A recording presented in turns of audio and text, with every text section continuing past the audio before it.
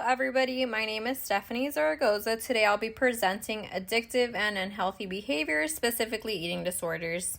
What are eating disorders? So eating disorders are usually some serious, often fatal illnesses that have to do with our eating behaviors. They're encouraged by our thoughts and also emotions. They also occur in higher frequencies in female athletes. 63% of all female athletes develop symptoms between 9th and 12th grade. One of the more common eating disorders is anorexia nervosa. This is potentially fatal, can lead to starvation, heart disease, and other medical complications.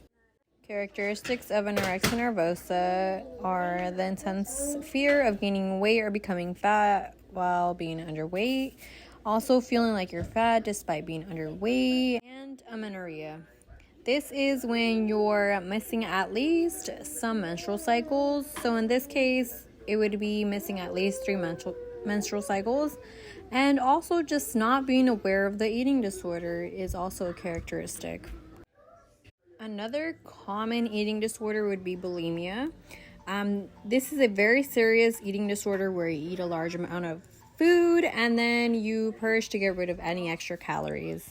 Characteristics of bulimia include recurring episodes of binge eating, feeling like there's no or little lack of control and overeating behaviors when you're in this binge eating episode, an averaging of 2 episodes per week during a 3-month period, also persistently really over concerned with one's body shape and weight.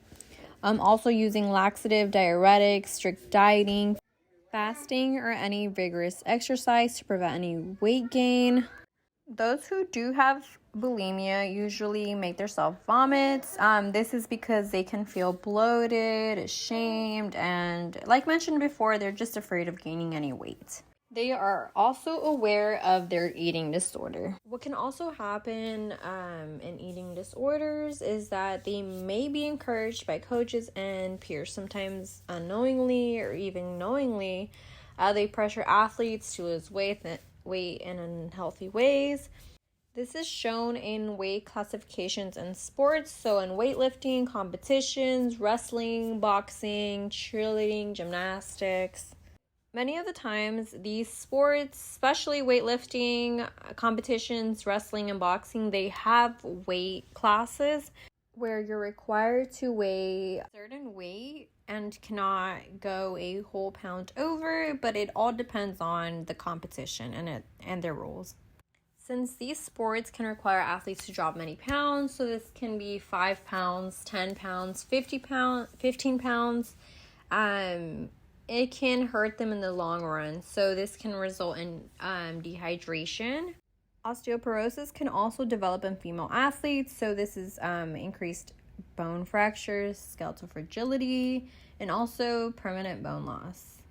The reason why we may see that coaches unknowingly or even knowingly pressure athletes to lose weight is because there is a correlation between low body fat percentage and high levels of performance.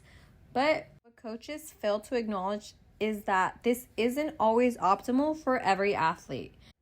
There are many factors that can contribute to eating disorders. So some internal factors would be negative mood. So this is going through a rough patch, getting depressed, losing appetite. Then we have low self-esteem. So this is complaining about yourself in the mirror, just putting yourself really down. Also perfectionism. So you're obsessing with your looks. You're wanting to look like a supermodel, which may lead you to bulimia, so you can be a little skinnier. Also controlling. Not being able to control your emotions. So you resort to something you can control, which would be your eating habits. Then we have some external factors. So we have those negative influences on our self-esteem. So this can be when your mom tells you you're looking a little chunkier than you were last week. Also receiving comments from family members while wearing certain clothing items. We also have hurtful relationships. So this can be when you possibly liked a guy, but there was an issue that arose, which was him liking another girl. We also have hurtful role models, so it can be seeing that one of your friends is really losing weight and looking good, but she has the worst eating patterns. She also works out excessively. So you say to yourself, oh, I want to look like her as well. Let me go ahead and pick up her eating patterns and also do her workout. Maybe I'll look like her, which can contribute to those eating disorders we previously mentioned, which would be anorexia nervosa and also bulimia.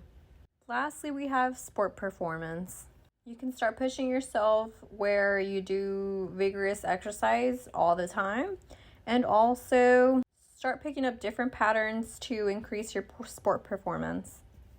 As coaches and physical educators, we may see this in our athletes. Athletes are usually secretive. They will not seek help until problems are catastrophic. So if you were to suspect an athlete has an eating disorder, you would provide all the support and empathy you can for that athlete. Also, if possible, it would be great to refer an athlete to a specialist. If they're under 18, you would go ahead and talk to their parents. If they're over 18, you would go ahead and just really encourage them and emphasize the importance of their nutrition and their well-being. Actions that should be avoided is holding team weigh-ins. This should be definitely held off until the athlete is in a better headspace or the matter has been taken care of and the athlete is seeing a specialist. You should also really avoid pointing out the athlete in front of other athletes. Also discussing this private matter with anybody who it doesn't concern. So if it's not their parents, their doctor, yourself, you should probably not talk to anybody else about it like other athletes.